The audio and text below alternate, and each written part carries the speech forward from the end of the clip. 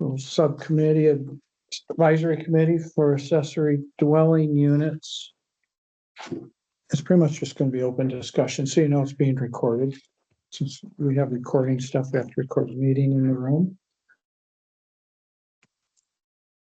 So what I have here is we're really informal, so please speak up. If you got something to say, we like input. Again, we're going to be really informal on it.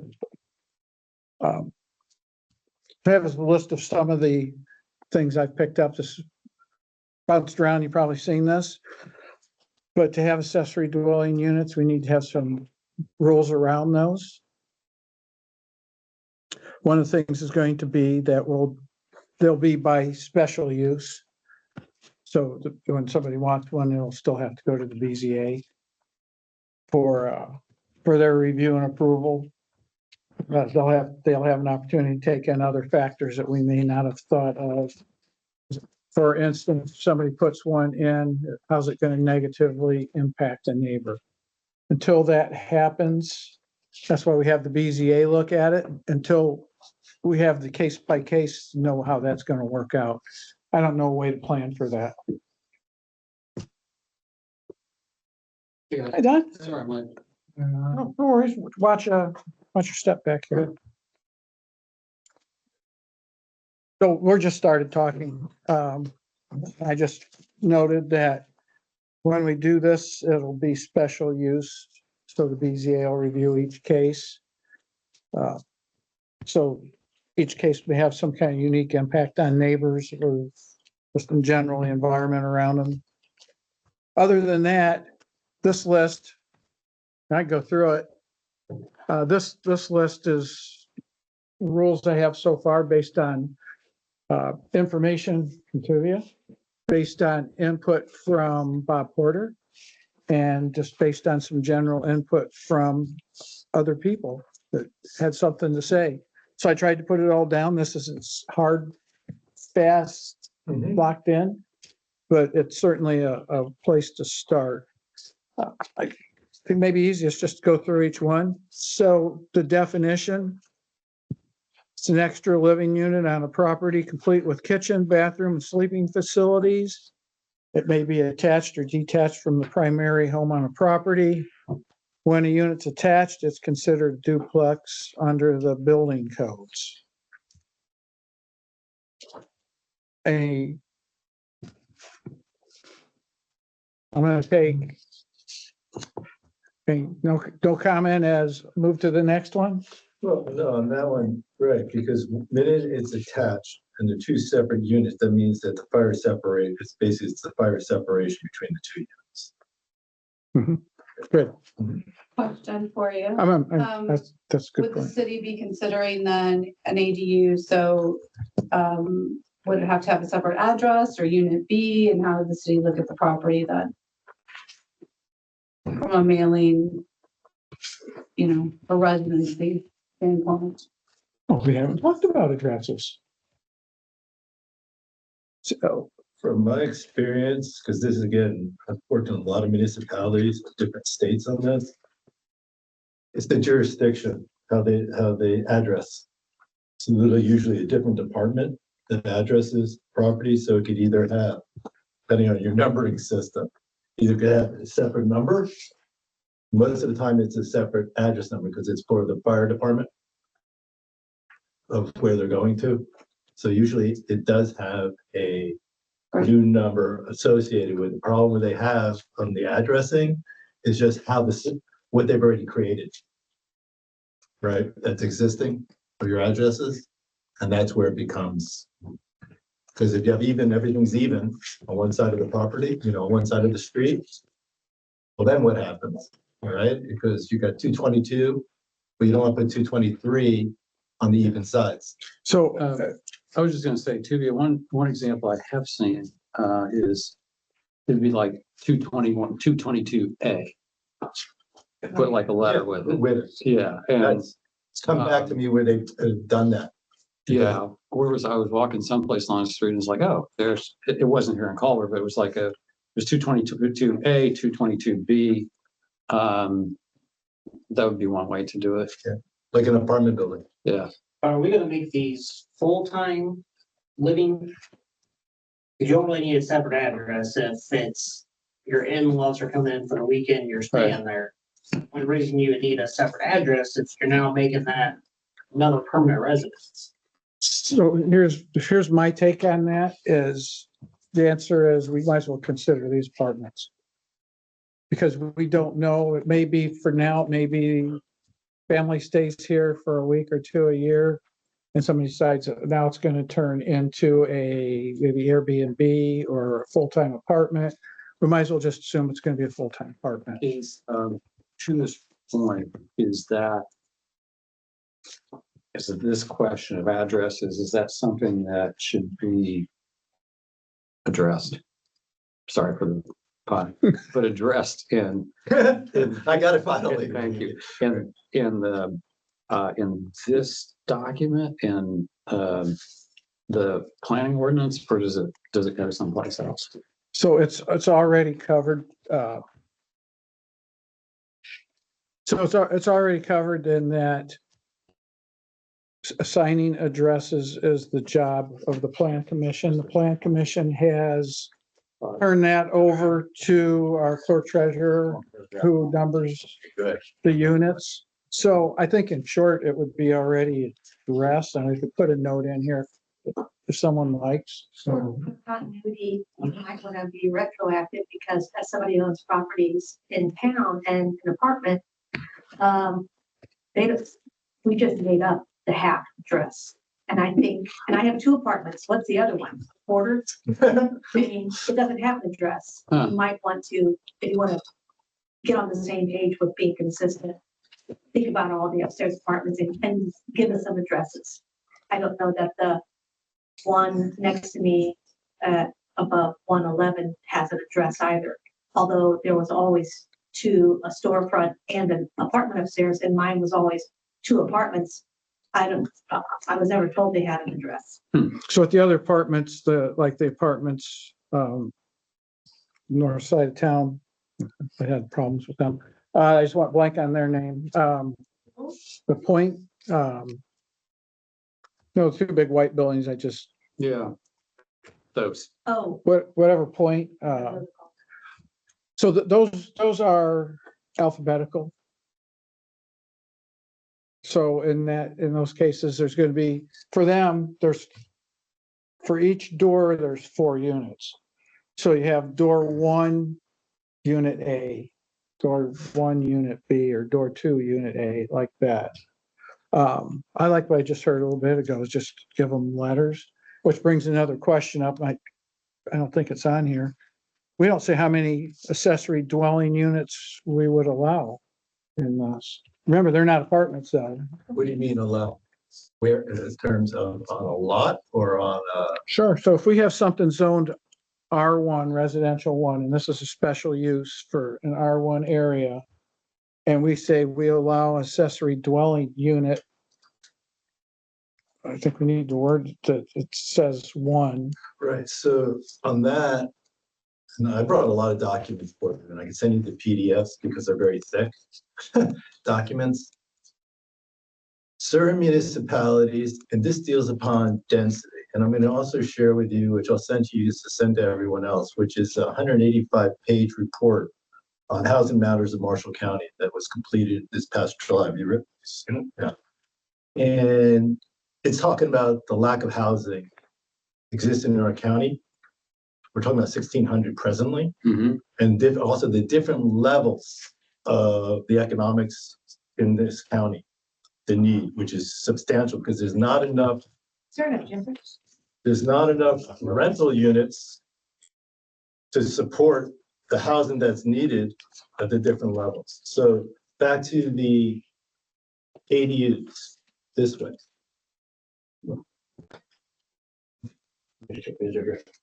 They will, just human nature, eventually be rented. Airbnb will be the least number that will actually occur eventually if you look at just economics. There also that you can write in there, which is important about that you'll see, where they'll state that the owner of the property has to live on the property for a minimum of 3 years, either in the primary dwelling unit or in the accessory dwelling unit, which slows down someone saying, okay, I'm gonna get a primary unit, build an ADU, rent them both out. For at least 3 years, They have to be, they have to occupy. they have to occupy. And there is a affidavit that goes with it, which I could find copies of it, which is notarized, that they have to sign as the owner, that I am taking on that responsibility. Can I ask, is that in the state law, or is this information from, These are not state laws. It's a county. These are all, this is county law? or No. it actually becomes municipal, whatever the jurisdiction create, What we need- We're making up our own rules, but we're looking at those rules. We have all the flexibility we need to make our own rule. Question. But I'm not. what he's basing it and what he's stating is on, he has a lot of experience with these in other states. another jurisdiction. You stated, so where did that? Oh, come so from? that, That's what I'm asking. oh, yeah, sure. So that one, because I have, uncover all this, right? 'Cause I'm an architect, so I'm digging down, this is what I'm responsible to produce the I object. understand. Where's it coming from? Where's it coming? It's come out of the municipalities themselves. Some have it, some don't. So this is just what some places have, Correct. because when you said they have to live there for 3 years, we're not citing something from the state of Indiana or Marshall County, it's an option. His research. Yes, Just an That- option. that's correct. So Good I'll give you- question. I'll give you- so No, you- no, you want that's- me to- that's all I Can I ask a question really quick? Who are you? Oh, who am They I? all seem to know who you Okay. are. and I've had our, I've lived here for. I don't live here. So I live in Plymouth. Okay, Okay, so I who are am, you? okay, who am I? So I'm Big so question. sorry to digress, No, no, but you all no, seem to no, know who he is. Okay, so, my name's Tuvia. I'm an architect. I've been practicing architecture, I'm 63. I've been practicing architecture since I'm 20, so 43 years. I've practiced in Los Angeles, Berkeley, California, Oakland, San Francisco, Seattle, Indiana. I've built, designed 4 multifamily projects here in Indiana, Plymouth, Goshen, and Mishawaka, 2 there. That's what brought me to Indiana. So are you architecting like the dunes? Like how are you No. tied to Culver? Or, Oh, how I got here yeah, was like I how had a you all client. fine gentlemen. Right, I had a client contact me who owns a property here in Plymouth. Okay? Culver, sorry, thank you. And they asked me, they would like to design a dadu on the property. I brought that to the BZA. We had to go through the potentially of rezoning the property, which was not Okay. gonna happen. From that, this developed like this, there's no ordinance. In the Okay, planning- they wanted to build a tiny house for like an. Tiny in-law. house is different than a dadu. Okay, so they wanted, Language is okay, important. that's, so you're, okay, so that's your interest. Okay, I'm just trying to understand how you. That's how I came to came to this. Thank you, sorry. And then I'll I also, apologize. no problem. What's happening right now simultaneously, I was just in Laporte, at the city of Laporte on Friday, meeting with the planning director there. They're working right now on reworking their ordinances for ADUs, plus other things. I've been working with the city of Plymouth planning director. They are working, rewriting their planning ordinances to change a lot of the zoning to allow for more housing to occur, because they need it. Data is a part of it, because it's not in the planning ordinance. So this is something that's happening, what I'm sharing is happening collectively in this region. I cover a lot of miles, that's happening because it is a necessity for the future of these areas, Oh, I get that. economically and housing wise. And Yeah, housing needs change. familiar, 'cause those elderly folks, why I'm here. Okay. Yes, thank- elderly folks. So, sorry, exactly. thank you. So- I just. so to need build ask on that for the is, record. Thank you. we're basically a subcommittee, if that would we're an advisory committee. Yeah. Okay, So- thank you. Being appointed by the plan commission to come up with something reasonable, maybe for accessory dwelling units. What we come up with here will go to the plan commission. And then they'll get to Yeah. review it, do their thing. I figured that, it's just, he was very knowledgeable and had a lot of paperwork that we had to ask, so. thank Yeah, you. no, I hate Okay, talking I'll about shut up. myself, that's why. No, it's okay. It's all good. Never invite me again. No, that, there's- Oh, No. He's got you as a believer, that's for sure. No, I like her energy, right. Uh-huh. No, we want input for sure. Yeah. So, So, Okay. Will, what I was trying to say is that big picture, it's gonna happen. So it's not gonna just be the in-laws, it's not just gonna be the elderly, it's not gonna just be when you have older kids coming back, and they can't find homes any longer, right, because of economics. There is gonna also be the rental that will occur. It's just human nature. And and if you have the best intentions and you do that for your family and you sell your house, what's the next person gonna do? So we might as well just assume that's what. and then all the other things, the parking, all that stays is there. So what we're saying here is you can, in an R1 district, you can put a cabin on the backyard. It's a maybe though.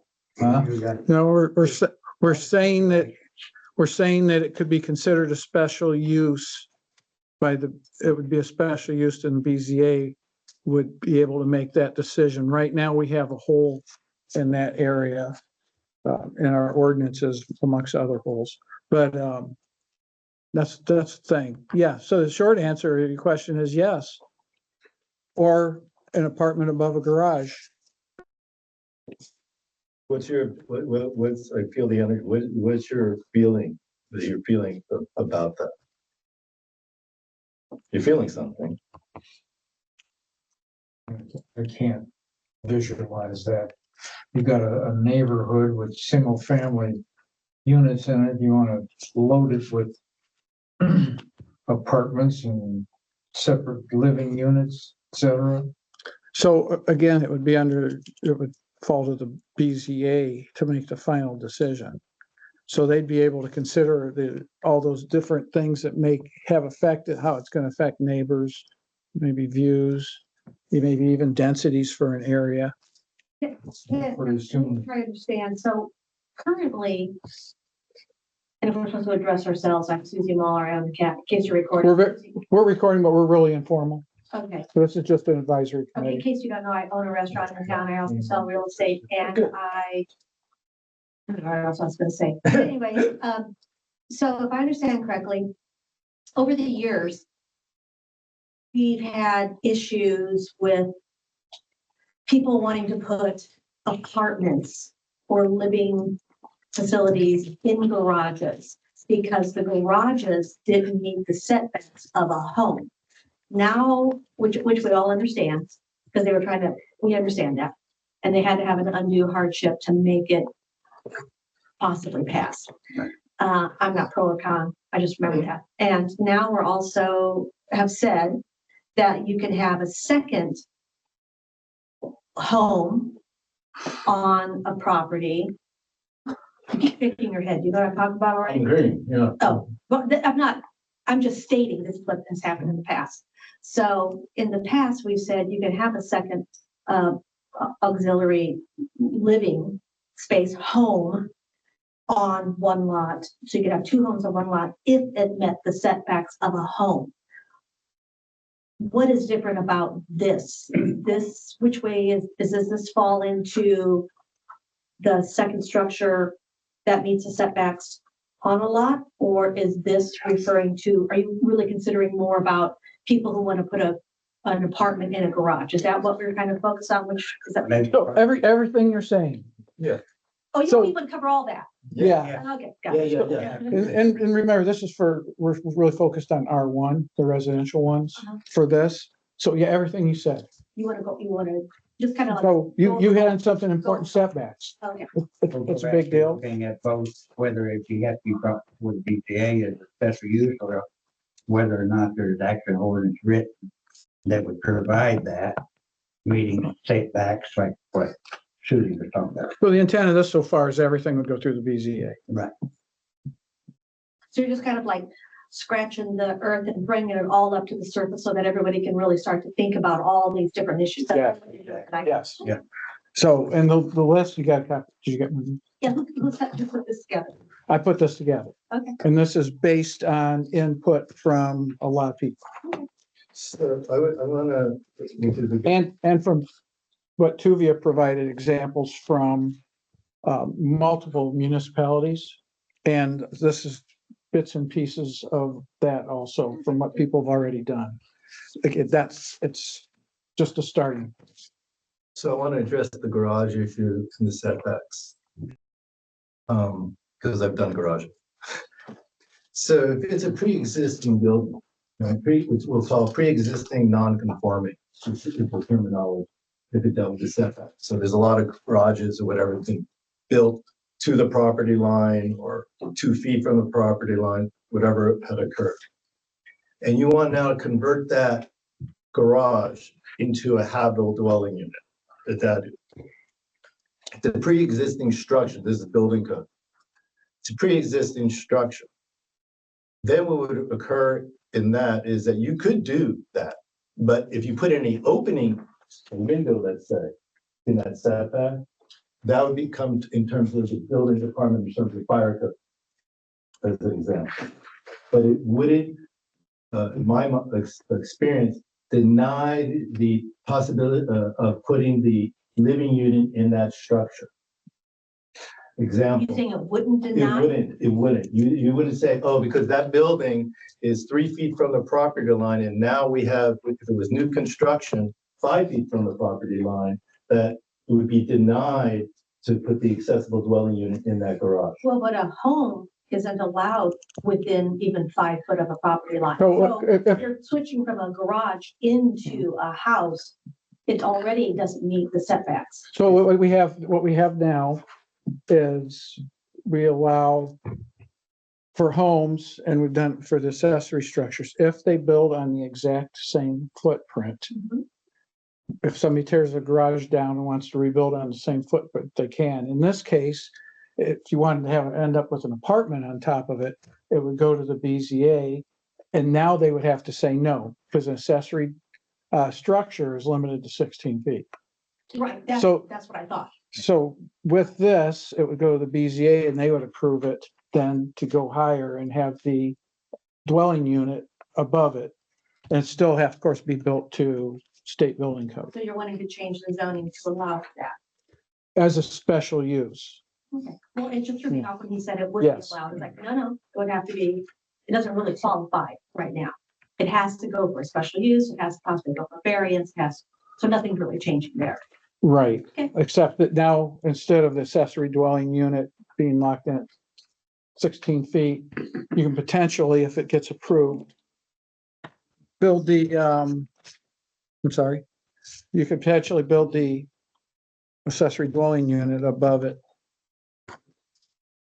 And not just on that note, it still has to, everything has to meet state code. Just because somebody has a garage, they can't just put a apartment above it. You're gonna have to have all the structural places in place to do that.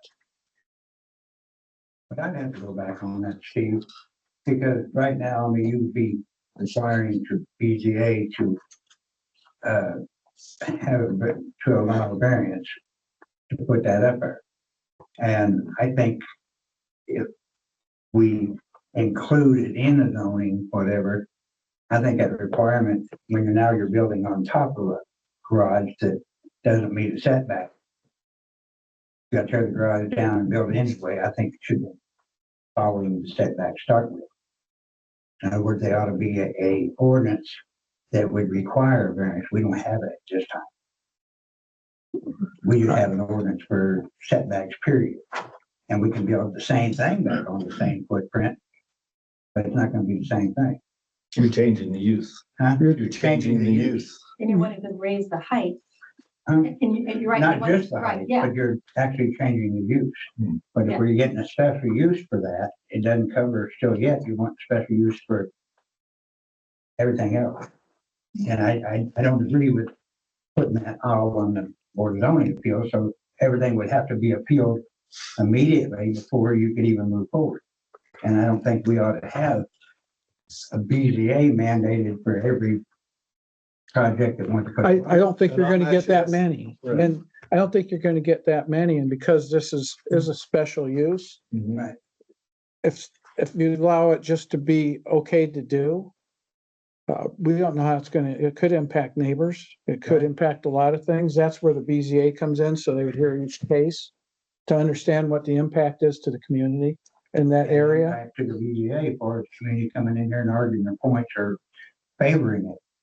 I'm just saying you're putting more on the BZA than what I think is gonna be necessary if you set it down as an ordinance, because it only be done through that.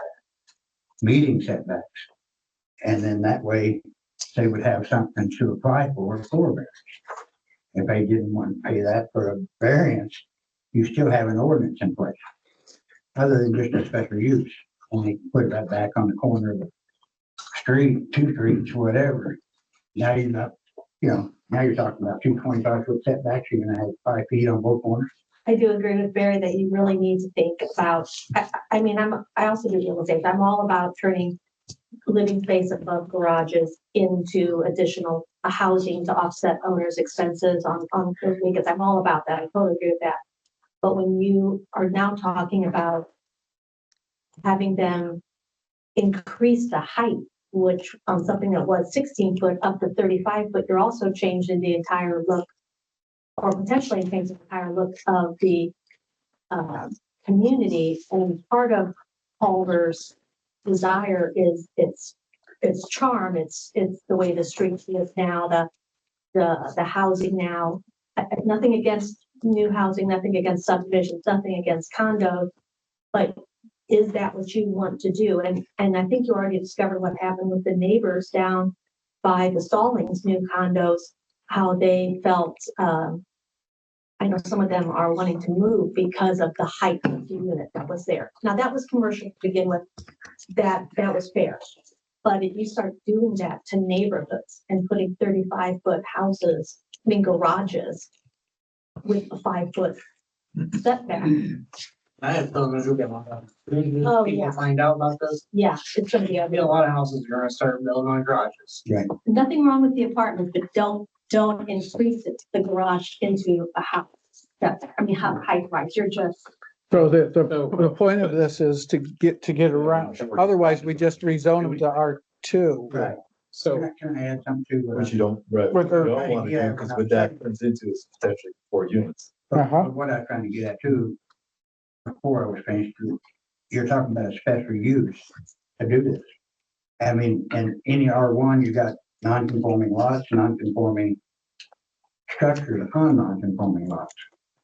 Are they gonna be able to come in because you're gonna open up to special use to be applied for any price?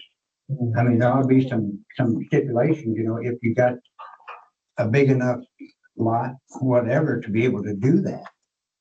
Then it's a little bit simpler. But if you don't, you got a community with mostly 60 by 40 lots, whatever, 50 and 60. on the south side, whatever. So we've gone through one paragraph I know. of this, and for one, I have to be back on campus in 45 minutes. I'd like for Steve to walk us through the whole thing first, because this would be the first, I'm sure, 7 weeks. But it may answer some questions that have come up. And then I've got some great notes I can recap too. It's like really good input here. So the first one's just the definition and mentioned for the fire separation. I think it's some kind of note I want to put in there for that. The zoning says ADUs are allowed as a special use in residential R1. And then the rest of it, do we want it on the lake or not? Suburban 1, do we want it in ag? I would say leave it out of R1 So and L1. Well, then there's not much point. the main point of this is for R1. Right. Okay. And then let me get through it and then please write notes down and then I can certainly discuss that. I think it's important and the input's great. Number of ADUs per lot. So if it's more than just a quick thought, if it's more than one, then might as well be R2. Mhm.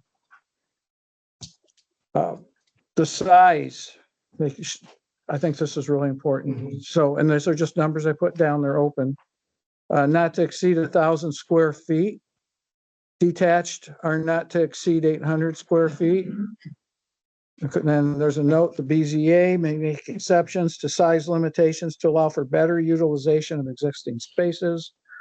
Buildings must be at least 5 years old to be eligible for an exception to the size limitation. I really don't have much comment, so I'll be open to hear on that. Parking, have to leave at least one additional space, allow for parking. We don't want everybody lining the streets if we do that. Design, it has to meet the following criteria. Again, this is all open.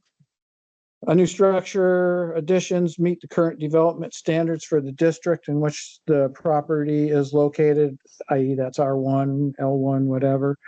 Additions shall be consistent with the existing facade, roof pitch, main dwelling height, siding, windows, existing structures.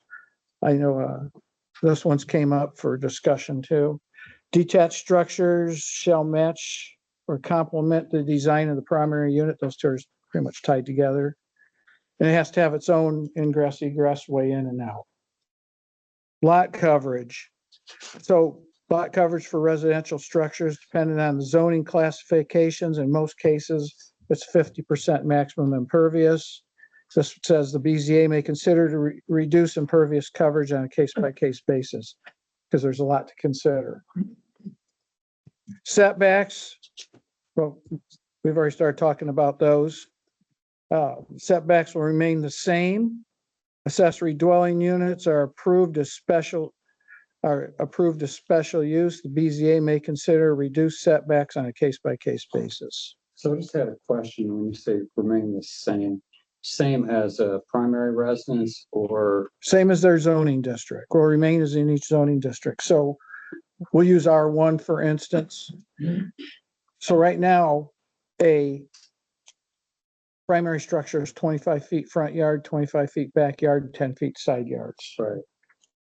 An accessory structure is 10 feet from the backyard with the others remaining inside. Yeah, so that was my question, is when there's the same as, like you said, the same as setback for an accessory structure or the same as for a primary? I think it might be okay for, if you want to take a minute and see what, I'd like to take a minute and see what everybody thinks. Yeah, I just wasn't sure what your intent was when. It's kind of an accessory structure already. It's kind of the intent on the garage, but I'm, Maybe on that one. we'll take some notes and I can come back to it because I'd really like to know Mhm. what everybody thinks. Accessory or dwelling. Building code requirements, it's going to be primary codes, Indiana State Building Code, and secondaries, International Building Codes. Fire separation. ADU is considered a separate unit and needs to meet the following fire separation requirements. Where the ADU will be less than 6 feet from the primary dwelling or is attached to the primary dwelling. And then it goes on fire separation consisting of materials that will provide 1 hour fire resistant construction for non-sprinkled buildings and 1/2 hour fire resistant construction for sprinkled buildings. So taking out a building code. An ADU is not considered a separate dwelling unit if it meets the following requirements. It's constructed within an existing unit. All required, Good job. so that from your information. Okay, it's a good one. All required smoke alarms in the ADU and primary dwelling unit are interconnected. So right now, if you don't know what that means, it means if one goes off, they all go off. A lot of houses don't have that. They just have them hanging on the wall individually. Or, Steve, on that one. Or you have to make the floor a 1 hour, or the ceiling a 1 hour assembly, which in an existing building, they're not gonna be able to do economically. That's where the interconnected systems come. And probably have that in our state building codes already. I'm guessing. I don't know that, but it's a good point. Sewer connections and water connections. Talking to Bob Porter and his experiences, he would like these to be independent. So each unit has its own sewer connections and water connections. The reason being that Bob gave me is a good reason. He's had this experience with this before, where two structures were on the same parcel and somebody split the parcel and sold them, and the units were still running off of one sewer line. So to stop that risk, which probably doesn't happen often, but to prevent that, they should each have their own water and sewer lines. That's what this says. So that's a separate service, right, with meters? Yes, there would be a separate service. Can I ask a question? Just maybe for Sure. next time to look at that. I'm not familiar with what the rules are for like the double lot situation, you know, where people have double lots as one and then it's separated later upon sale. But perhaps you incorporate that into the ordinance so that if it's a regular normal single lot that would never be split because it would be too small. In that case, you don't have to have them separate and have two systems, right? Because you never would allow to, you never would split that, right? So why would you do it? So you have the option. So that would be my suggestion to think about that. You know, these can be sold at any time, and you've got certain restrictions that might be on that property at the time and being sold. Then how you're gonna police that as far as if they can sell part of lot, whatever. You could come in problems, but that's some problem. But I don't think you'd ever separate up. Like my No. lot's really small. No, I'm saying you're right. Yes. You know, I'm agreeing with you. Oh, okay, I'm sorry. You're right. It's something, Just it's, incorporate into whatever your rules are now, or just make a note for that. So, thank you. so. Yes, I think that's a good point. It's possible to put that down, square footage that, Make it It would easier. be any lot under 150. Any lot under 150 wouldn't matter because you can't, 149 under, you can't split it. we can't, You're saying what I'm trying to say. we can't Because you're create, smart. we can't create a non-conforming lot. However, we can't do it, but if there was a case that I'm working on, and worked on with the BZA that was withdrawn, where there's a lot on the south side of the lake. And they're trying to see if they can build on that lot. And it's not a buildable lot, in my opinion. They withdrew their BZA request. Next to that lot are several strips of access points to the lake. And if I understand the history correctly, it ended up going to court and the judge ruled that those needed to be split that way. So it forced the plan commission to create non-conforming lots. How often is that gonna happen? I don't know, but it's happened. Where although the plan commission wouldn't do it, it was ordered to be done. I'm gonna go back. Would it happen often? Probably not. So I like your idea. if the lots, like it was the 125 foot now, in terms of in the R1 zone, is that correct? In terms of the, So it's, I'm gonna talk off the top of my head, it's 50 foot of frontage and it has to be 7,500 square feet to be a conforming lot. okay, so, and I'm gonna just go to this, called economics. Pure economics. If one is forced to actually put in a new sewer connection and you do need a new meter, right? Electric, but it's the sewer. The costs of building these things are gonna start becoming prohibitive to people potentially because of that, because they never think about it. They all add up. If you can't subdivide the lot, why would you have to have a sewer connection? That makes no sense. It seems illogical. What you just said. Yeah. I think everybody agrees, right? No? Yeah, I think you're just giving the economic reason of a logic, Yeah. right? So the answer, Was already- the answer to that is that's a very good, that's a good comment, yes. So I'm gonna move on to this. Okay. Hot water. So a single water heater can be shared where it's located within the primary dwelling unit, provided that it's shown that it is sized to provide hot water to both units. Not a separate hot water heater would need to be approved. That's when it's built internally. I don't know, what would you call that? A mother-in-law apartment, I think might be a term for that. And then electrical to ensure safety and control. The ADU must have its own service, electrical disconnect panel. I see a head shaking no. The garage had that already too. Like, again, it's like the water sewer. I'm not sure if that's necessary. If it's on that property and there's a primary service and it goes over to it, if you want to specify there has to be a disconnect, that's different than requiring a full new service. But I don't know that it's necessary when you're talking about it through accessory dwelling unit. It's accessory to the primary. Good point, yeah. So again, that's what, these are key things, so I like all this. So that's the short list I have right now. What about heating? Mechanical system. So if you're in the same, so automatically, if you're in a separate detached, you're gonna have your own mechanical system. But if you're inside the unit itself, the building's primary building structure, example, basement. You want to convert the basements into the potential, right? So they should have their own mechanical system for that unit. But they're going back to the basement and you're not putting on accessory structures anymore. Actually, It's still an accessory dwelling unit inside the primary Right. structure. Could be. It's only 1,000 square feet and it's attached, but I wouldn't just do a splitter. You don't need all the mechanicals, you don't need a basement, you don't need all that. Say again? Just put a splitter in. Right, but that's, You don't well, need a if let's say basement, the existing house is a four stair system, right? right? So the new unit would not tap into that four stair system.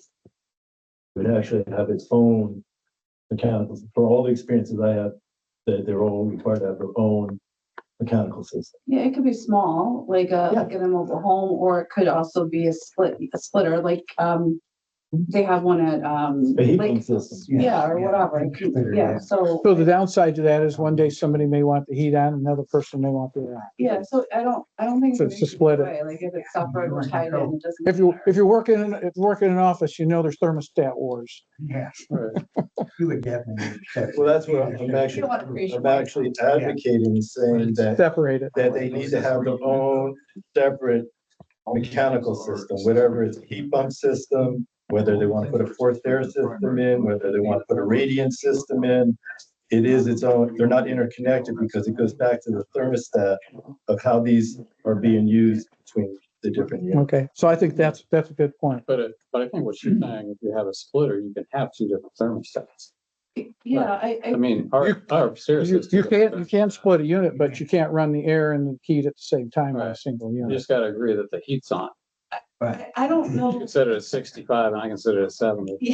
Yeah, you don't want to kill your family, like, cause I'm always cold and whatever, but I would say keep your reading movies. Yeah, It's kind of a separate issue, I guess. It depends on the intent but if it's a separate building, yeah, it needs to be controlled Sure. somehow probably, cause I don't want to freeze my mom out, cause I'm, she could have it at 90 in the summer, I mean, right?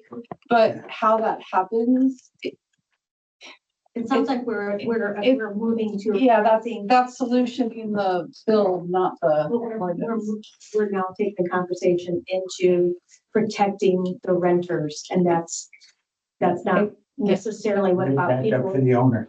Exactly. yeah, Yeah, I mean, I agree that we're going too far making them from comfortable. what whoever's moving in, we're making it more stipulations heat's extra. that the owner, for a yeah, it's the renter. owner's decision. or- Yeah, they can figure it out themselves, basically what they Let have them to build a do. campfire. You know, figure it out yourself. Yeah, You have to deal with it.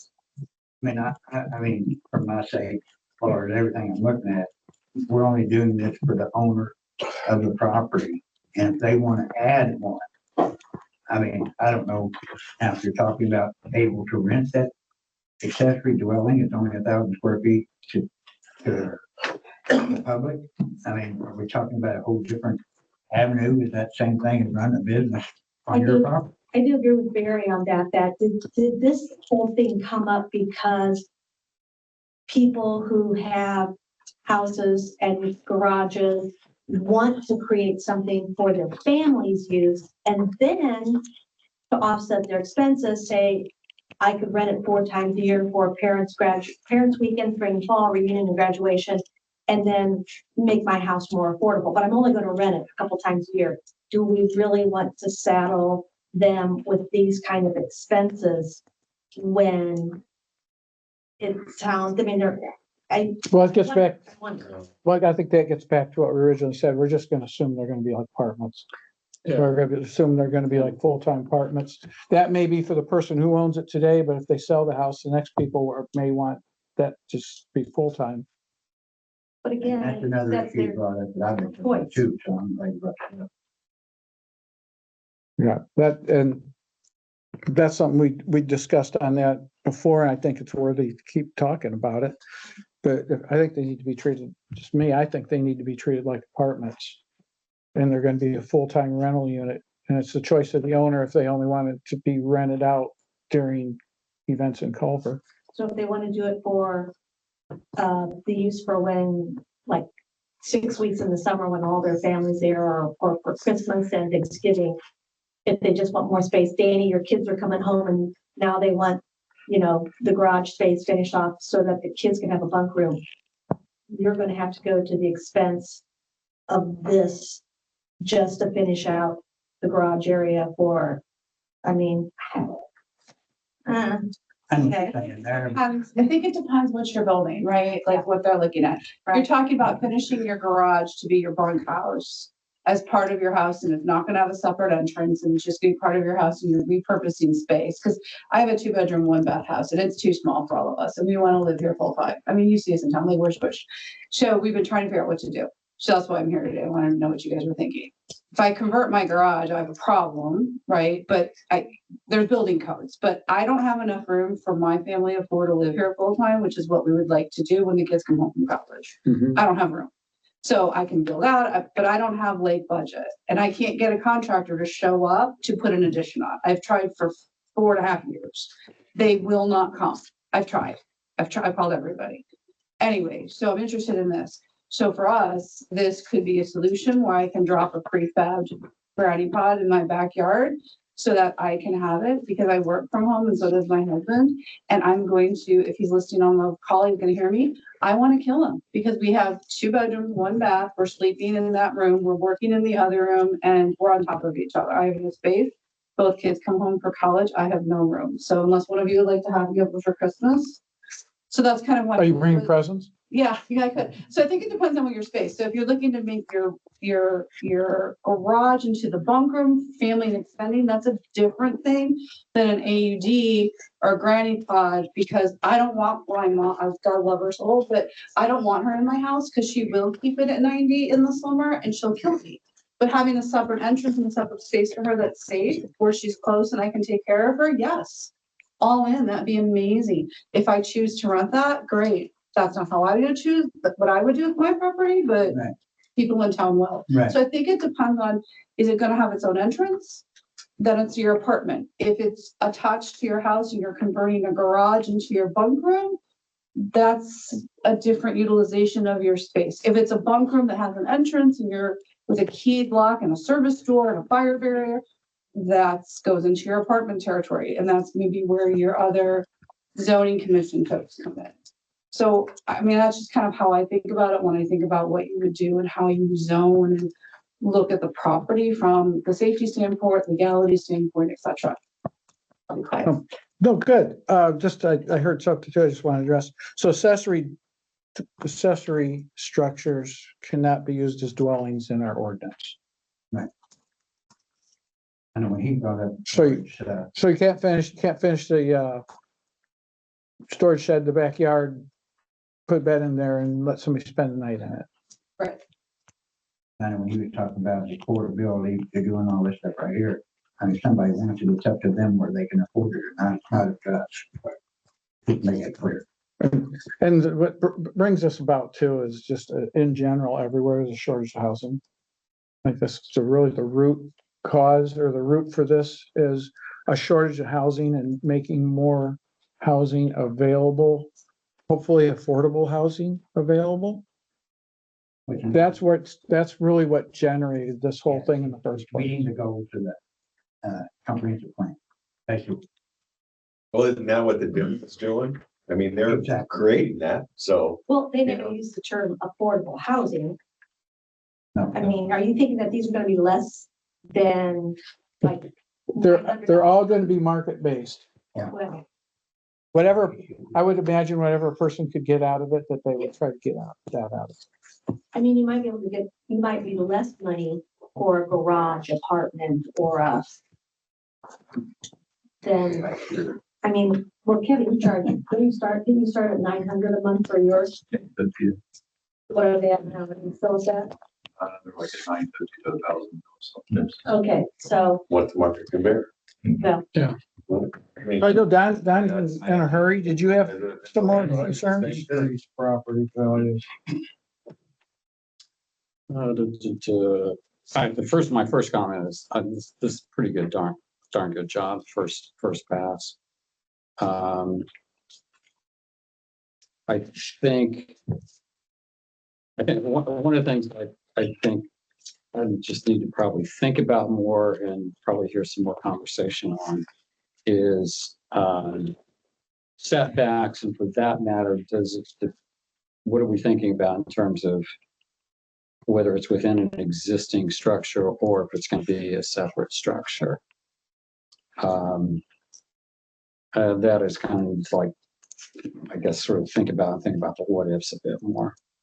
But I think you've done a really great job here with kind of a first draft on ADUs. So that's kind of my overall comment. And we're not gonna get all the answers tonight, but I'm writing the questions down so we can go back over those again. And I'm kind of agreeing with Don. I think the setback issue is huge, because this has opened a huge Pandora's box for the BZA.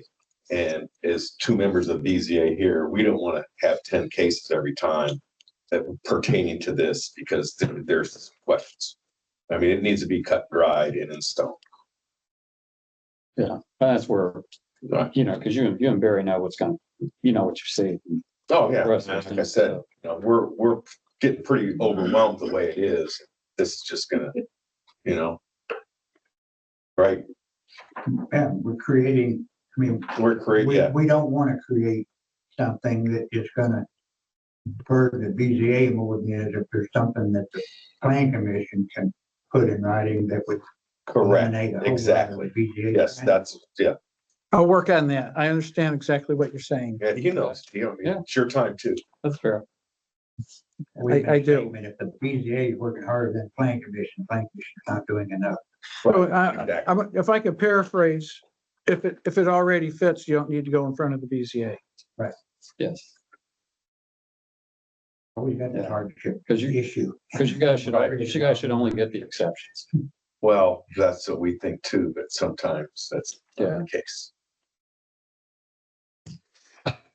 So I want to talk about the design aspects of this. Sure. Because I am in the world of the interface between the client or the owner and we'll say all of the agencies having power of approval. Correct? Okay, so I'm working with you personally as a human being, separate out, right, from the planning department, BZA. So there's the human quality, and everyone's different, right? Personalities and such like that. As an architect, when it comes to the design levels here, right? Just give a couple of been in it.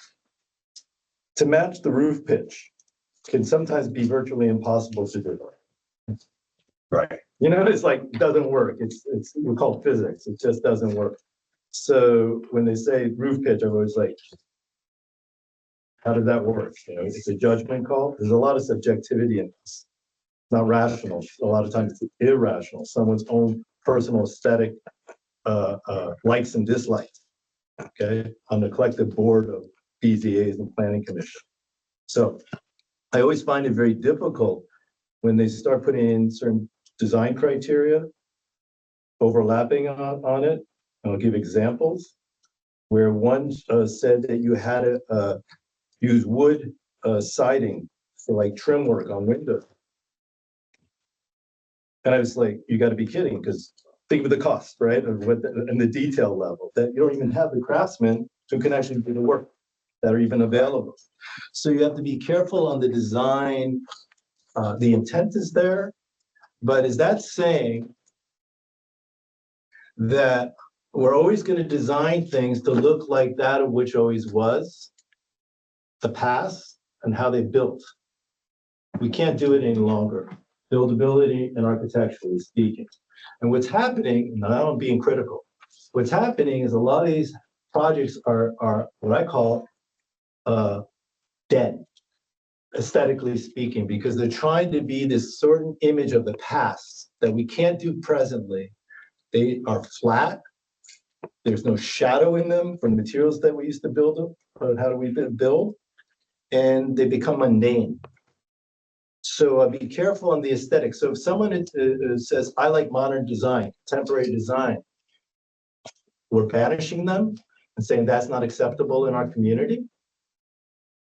I think you might not realize we don't have any of that in zoning now. We don't have any. I took this as meaning to not make.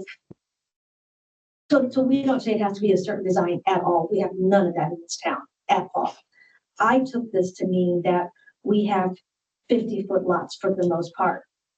And we want to maintain that look. So if you've got an arts and craftsman house on there, they don't want it to then have a modern house right next to it. So now it looks like 25-foot lots. I took this as a, to maintain kind of the look of the size of the lot. We're not squeezing in separate homes. We have no control over design right now at all.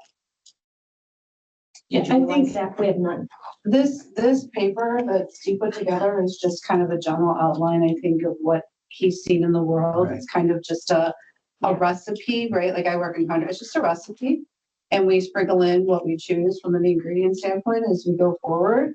But to what Susie's saying, it's more of if your house is craftsman, the idea is you would put a craftsman looking thing so that your lot kind of reasonably matches All the other lot size. to yeah. what you are like. So if your new house on a lake is a lake very modern, your ADU matches it so that you kind of look like, so your client would put the gingerbread house, they have Go to about tiny gingerbread house to match. I think it's really a restriction though, to have somebody can build their house and what it looks like. either. Yeah. Yeah, I don't think they're saying, you're not saying it can't be, you're just saying just yeah. a purple thing in the. Drive around the lake I was one. gonna say, look at what's happening on the lake. You know, Too deep. yeah, too Yeah, far to I go. think, I wouldn't get into the Yeah. details. I think that's more of your zoning, when you get there and you're building your thing to go with your client. But point taken, Right, like, point taken from everyone. I'll rephrase some of this on here to make to that, and then we can look at it again. Even talking about the pitch. Because we're gonna keep meeting. This isn't final. This is, we're gonna Great get example. dialed in. A great example of that is remember the Carnegie Library we have? And then we did an addition, but rather than have the addition look like the Carnegie. blend with the Carnegie Library. they You don't got- notice any difference now, do you? Not really, I mean, Oh, yeah, I mean, they got a design company out of New York who had never even been to Culver.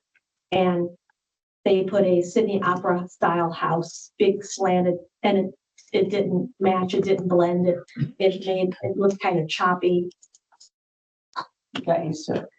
But you Well, still find it. Yeah, I don't it's care. Ugly, but I mean. You find it on the lake. Yes. I mean, can't afford it, don't build it. okay, So point taken on design, though, absolutely. So let me dial this in just a little more based on what I heard, and we'll keep refining it till we get to a good place. I think it's a good point. And setbacks, I've made notes on that, and I'll put some options in here based on what I heard. Nothing locked in, but just to keep it expanding, or I guess contracting on what this outline says. Any other points of concern? I got one small thing, all required smoke alarms in ADU and primary unit interconnected, such a manner that, are we talking about one alarm going on in the main building? And activating the one only when it's attached. attached? Okay. Mhm. Yeah. I just want to clarify. Yeah, so if alarm goes off, like if my house is newer, it cascades, Yeah, right? And eventually the whole house is just, exactly. I know. And that's what I put in my house But I too. mean, Yeah. I want them all yeah, gray. well, yeah, it's separate. and you could have, one wire straight Right. connected to all of those within that one unit. And same as the home. Yeah. It wouldn't have to be in. I suppose if you're a homeowner, I suppose you That's all. could, maybe you'd want to know. Yeah. Like if it's unit, if it's vacant, and Yeah. like the alarm's going off, you might want to know. But there's gonna be, if it's 2 units connected, they're still gonna have 2 kitchens. So if one kitchen Yeah. has a grease fire, then everybody knows. Yeah. No, good questions. Anything else? I can dial this in and I'll schedule another You know, meeting. on the detached ADUs, there should be a minimum size of 450. Remember what? 450. Oh, that's a good point. There is no minimum in You here. need to have a minimum of what the minimum size can Right, be. And right. typically it shows up around 450 square feet. I've done design 1 to 450 Right. square feet. Yeah, the idea being to, like, so there's not a tiny house, exactly. Yep, good. Okay. Yeah, Still tiny. still tiny. Yeah, that's what, 25, Well, if it's like a single person looking for hopefully an inexpensive place. 22, Right, 22. 15 years. Perfect. Yeah. Well, there you go, 400 square feet. 110 in Belgium for the next 2. With the furnace, water heater, washer, dryer. Like this. You got some smaller refrigerator, that's hang a lake house. So this is, now you're just looking at the residential zone, right? That's still, I'd just like to have everybody consider that. No, not just that. I've Yeah. listed on this paper, there's different ones. So we certainly can decide if that's the right thing or not for each zoning district. Because- That's for the group to decide. So I'm just gonna, again, from working with clients and multiple municipalities on these projects, square footages, start working these out design wise. Like for people, sizes, spaces, bedroom sizes, kitchen sizes, bathroom sizes. 800 to get something to really work is the minimum in the end. There's examples of that if you want a 2-bedroom, 1,200 square feet becomes. If it's further, in other words, not in the urban core, right, but you start moving out in terms of people have bigger parcels. So if they have larger parcels, you can increase the size of the accessory dwelling unit. It's about the parcel size. So it should be relative to the parcel size of the size of the unit, if it's detached, if that makes sense. It does. I'm not sure how to write that, but I'll make a note of it. So I've read where, like, in more rural locations where I've done one, that it was, they brought it up to 1,200 square feet. That's why I'm giving you that number, right? So in the rural area, because they had so much more property, they increased the size of the accessory dwelling unit. I will make notes. First thing comes to my mind, I can make it This complicated. is just a question to you. Why would that be desirable or not desirable? Let's say we're in the ag zoning. Why would we want to increase it up Okay, to say? so it deals for what is the specific, now we got property, right? So Right. I separate between size, that's more calculation. But now we're dealing with people's lifestyles, Mhm. pure lifestyle. Some people have more money, some people have less money, right? And so they want a more spacious living area. As an example, they have their big screen TVs. I'm not saying, I'm not judging, I'm just from it. So they want more space to live in so that they can afford it, call it, right? Okay, okay. Does that help? No, I was sorry. I was conflating things. I was thinking about, because earlier we were talking about minimums.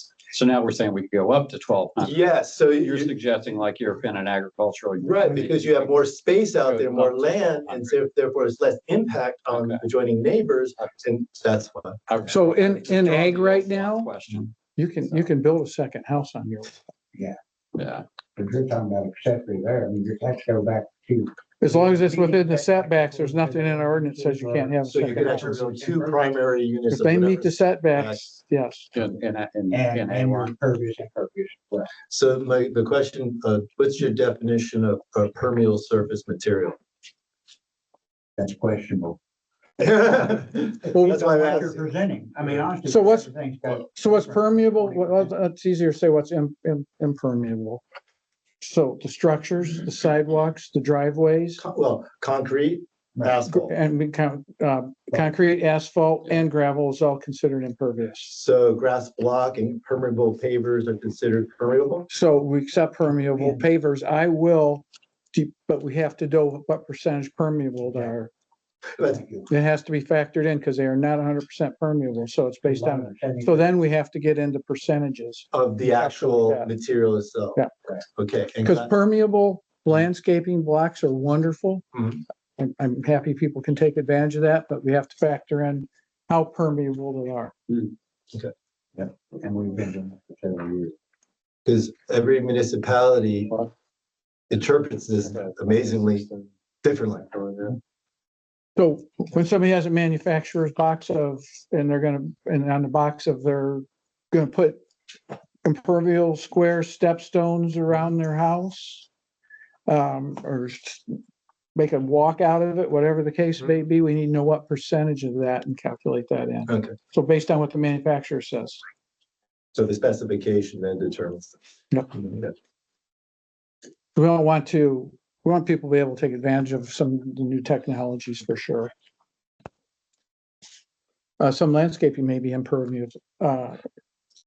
also. What about porous concrete? So porous concrete hasn't came up and I really don't know anything about it except that it's porous and it could allow some moisture to go through, but I imagine it's pretty safe. Now. Witness said that. Well, good questions. I'm gonna take notes. So everybody's okay, I'll wrap it up and schedule another meeting. No, you wanna hang out for a while? No. Good job. We don't have coffee here though. Yeah, thank you, Steve. You're welcome. I'll make some more notes and we'll keep dialing it in. Thank you all. Appreciate it. Please keep coming. Give us the feedback. We need it.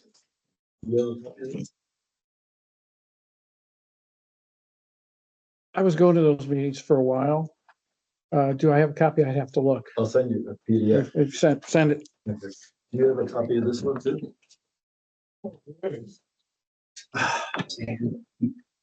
No, That's himself. You turned me on to this. yeah. I'll send you that. Yeah, send those to me. It's good just because this is a collective. Dogs. The other, I know. um, I mean, is it- but I it's, never-